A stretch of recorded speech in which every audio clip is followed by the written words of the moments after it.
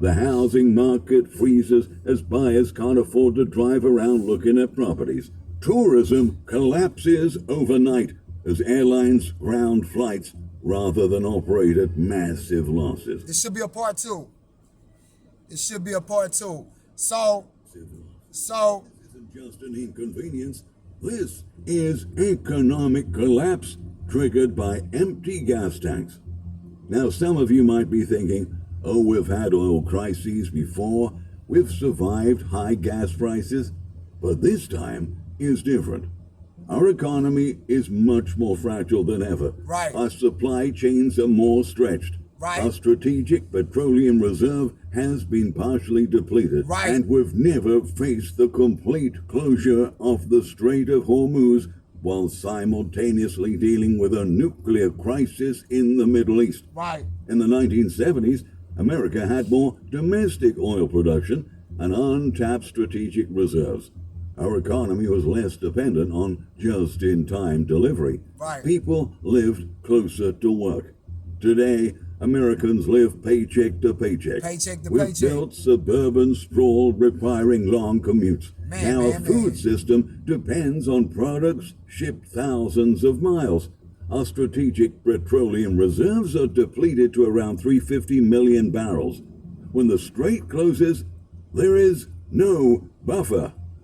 Our infrastructure is also more vulnerable. Much of our refining equipment is decades old. Pipeline networks are aging.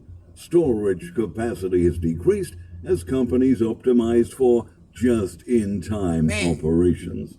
When gas prices spiked to $15 to $20 per gallon, filling up a large vehicle tank could cost $400 to $500. That's for all you Many expedition, credit cards have daily you car limits driving that would motherfuckers prevent out there. such transactions.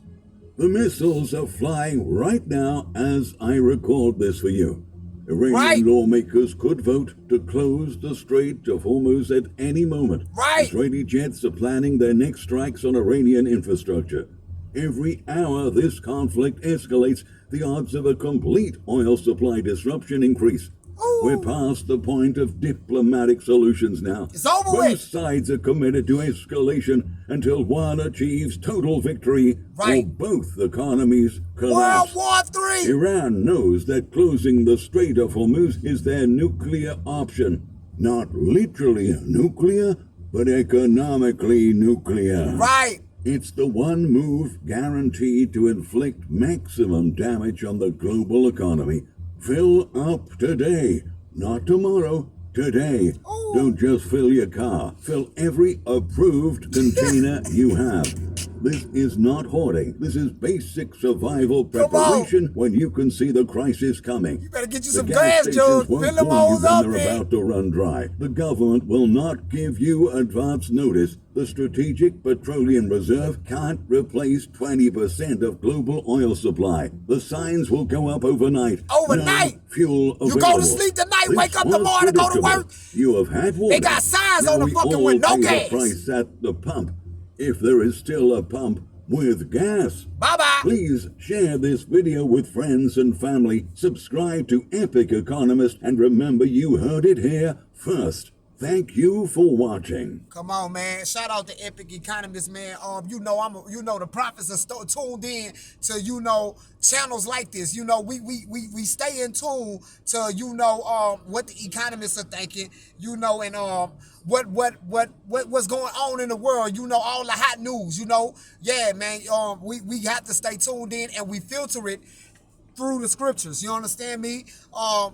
All praises to the Most High, Yahweh Bahashim, Yahweh Shai, for us having that ability to do so. But yeah, man, and if you on my part 2 right now, man, kudos to you. A lot of motherfuckers don't make it to part 2. I be peeping that shit out. A lot of y'all don't even click on the part 2. And that's cool, because you missing out a lot of meat. You feel me? And you gonna be one of the motherfuckers trying to come find me. You know what I'm saying? And gonna try to go find the other prophets, right? And you gonna get told, just like the lady in 2 Kings, right? When she came running up to the king asking for help, and the king say, bitch, if the Lord ain't with you, ho, who the fuck am I? If the Lord ain't with you, bitch, who am I? The fuck out my motherfucking face. And that's how we gonna be. And that's how the men of the Lord gonna be. We gonna see y'all crying, looking stressed the fuck out, fucked off. You understand me? Ain't been praying, ain't been fasting, ain't been on semen retention, right? And you gonna come up to the men of the Lord, right? Help me, please, I just need to live, please, I know you need. Bitch, get out my face. If the Lord ain't with you, ho, who am I? This is judgment. To the sword be the sword, to the death be the death, to the famine be the famine, and to the captivity be the captivity.